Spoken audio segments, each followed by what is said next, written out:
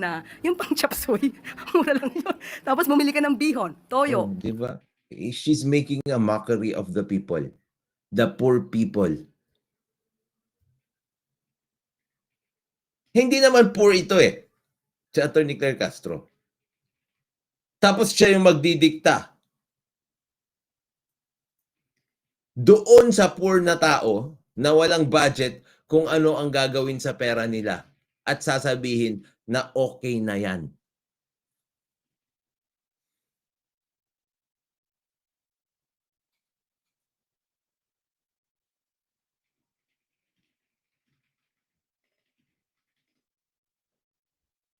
Don't you find that kinda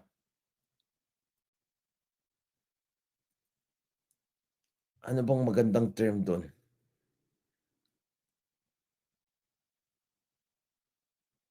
Disturbing?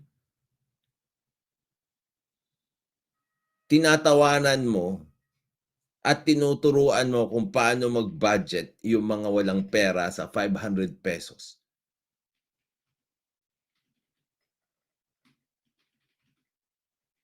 At iniisip na makokontento na sila dun? Hindi ba insulto yun?